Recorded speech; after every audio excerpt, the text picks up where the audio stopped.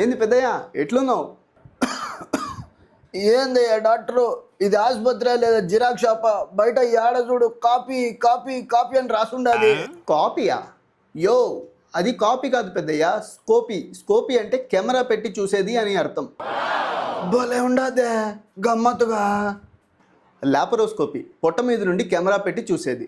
Endoscopy నోటి నుండి లేదా మలద్వారం నుండి కెమెరా పెట్టి చూసేది. బ్రాంకోస్కోపీ ఊపిరితిత్తుల్లోకి కెమెరా పెట్టి చూసేది.